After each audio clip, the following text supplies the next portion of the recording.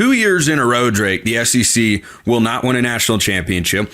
I saw a product on the field, not so much that was, elevated to by the rest of college football, but that was brought down to where the rest of college football has been, or at least closer to it. I'd still probably say the SEC is the best conference. I just don't see the dominance that they used to have. The best team in the SEC is not even in the national championship game again. It's Sarah McLaughlin. Yeah, Drake is with me playing the world's smallest violin alongside it. Yeah, I don't think anybody in America is upset by this. The SEC is not what it was. And what I want to do is take historical context out of this conversation, because guess what? 2019 LSU, all time. 2009 Alabama, all time. 2011 Alabama, all time. Like, they're great SEC teams of the last 15 years. But today, on January, whatever it is, of the year of our Lord 2025, the SEC is not what it was. And as long as Paul Feinbaum or Kirk Herbstreit or Nick Saban or Pat McAfee or anybody with the big four letters wants to tell you the SEC is bigger and badder and better, and Kirby Smart says the 2 of the 4 in the college football playoff were way better than the other 2, or you go over and you hear Lane Kiffin spewing stuff about that conference, it won't matter. Those will just be empty words. As long as they're doing that, it won't matter, because the SEC for the second straight year not only won't win a national championship, definitely not a Big 12 championship, they won't win a national championship, and they won't even go to the game. It is so red button level that Greg Sankey found it appropriate to say to the media, I like being the underdog. Now we feel like the underdog. You cannot argue for 4 teams in the college football playoff or automatic bids more than another league and then say, oh, but we're the underdog and we like that. The rhetoric coming out of that conference, the rhetoric coming out of the 4 letters is laughable at this point, and the SEC today is not what it was 5 years ago, because college football's playing field is starting to even itself out. Yeah, and I think the way to look at least that I see it, Drake, is that when an SEC program was run at its very best and was playing its best football, there was no one in the country that could touch them.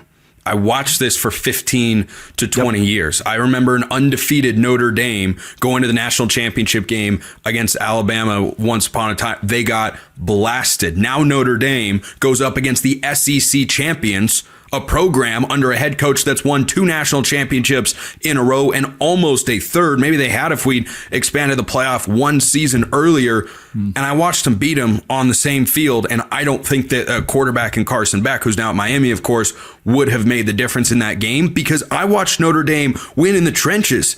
I watched them control the ball, run it down their throats to end the game. I watched them win at the line of scrimmage and strip Gunnar Stockton there at the end of the half. Like, those were things that just didn't happen before, even just a couple of years ago. You can attribute it to realignment. You can attribute it to NIL, portal, whatever you want. But the second best team in the SEC, and yes, Texas was the second best team, whatever you think of their playoff hopes. They lost to Georgia twice. They were not as good as the Bulldogs. They had every opportunity. They were 4th and 13 away from losing to the Big 12 champs, who nobody gave a shot in that game. So I'm not proclaiming the SEC is never going to win a national championship and we should just get used to this. No, they can still get to that level. It's just that the ability for other programs to put a team on the field that is at that same level, it's clearly easier than what it was, because this isn't just 1 season. This is 2 seasons in a row now. Once you can write off, but twice, it looks like we've got a trend here, and I don't see who that dominant team would be in 2025. Again, those legendary SEC teams that I named, like a Cam Newton-led Auburn or a Mark Ingram-led Alabama, those schools weren't losing to Northern Illinois. They were winning national championships going away. Notre Dame might win a national championship having beaten Georgia while also losing to Northern Illinois. So I don't think this is just the Big Ten or Big Ten caliber teams catching up to the SEC. I think it's all of college football evening itself out because of 2 things, the transfer portal and NIL. Oh, wow, I must be some prophetic genius. No, everyone knows that. It is obvious. What's happening is 4- and 5-star blue chip prospects are going to Alabama or Georgia or Texas, getting chewed up and spit out in year number 1, entering the transfer portal, going to Oregon State, falling flat on their face. They miss home, and then they end up at NIU. And guess what? That blue chip, they still can play some football. They still can revive their career. What you're seeing is these former 4 stars and 5 stars have a lot of opportunities to go and instantly rehabilitate their careers at smaller universities. They are doing that. And then conversely, a Texas Tech can look around and go, what if we got a whole bunch of our friends together and called it the Matador Club? That's a cute name. And then we put millions and millions and millions of dollars into a pot, and we start giving it to 21-year-olds who can do the fun little football thing on the field and make us more competitive on a national scale. It is changing the nature of everything in this sport.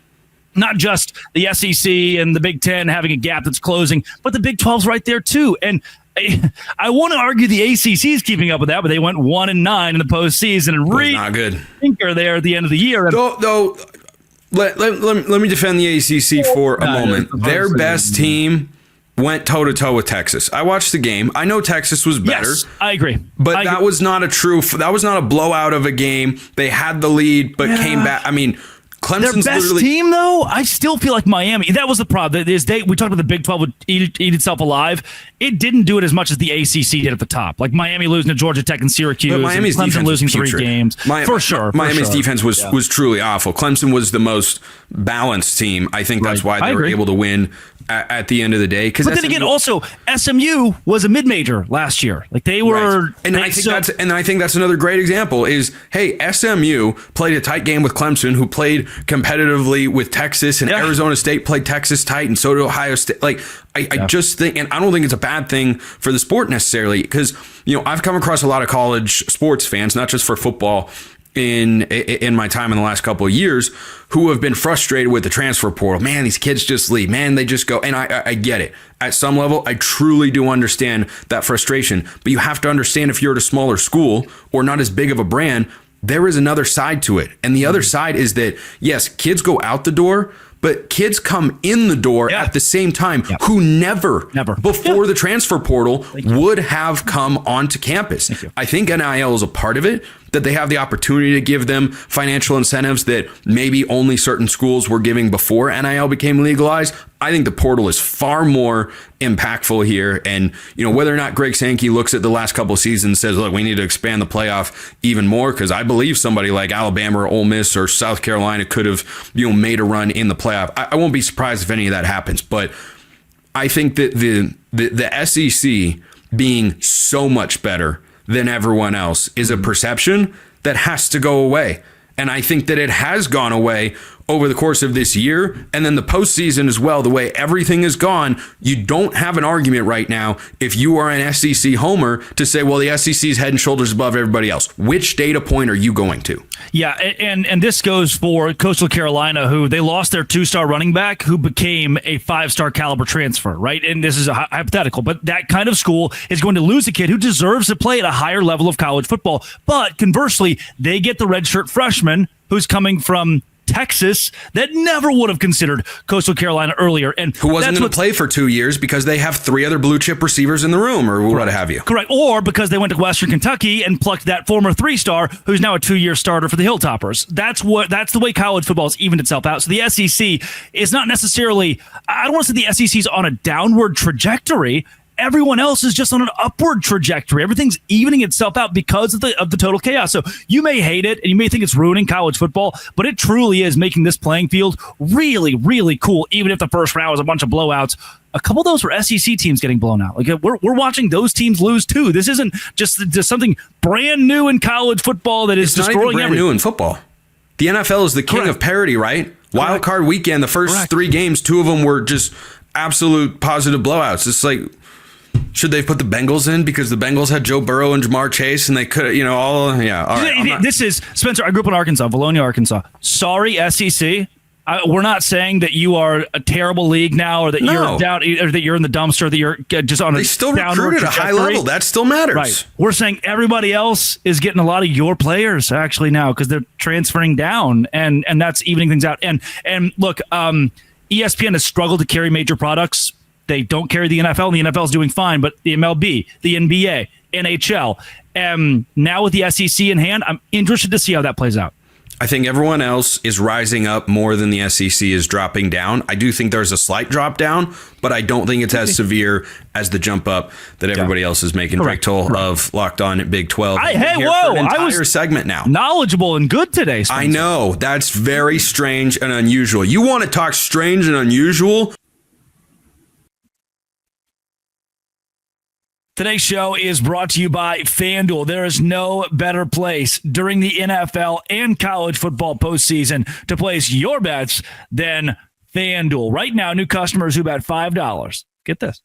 Right now, new customers who bet $5 get $200 in bonus bets guaranteed. Win or lose. Win or lose. $200 in bonus bets. The FanDuel app gives you everything you need for live bets, same game parlays, and so much more. Visit the website, FanDuel.com today, and you'll see that Ohio State's like an 8-point favorite. That's a lot of points. You can bet on Notre Dame as we speak, or go bet on the Philadelphia Eagles to beat whatever team they're playing in the playoffs. Visit FanDuel.com to join today. Get started with $200 in bonus bets. That's FanDuel.com. Make this playoff season unforgettable with FanDuel, an official sportsbook partner of the NFL.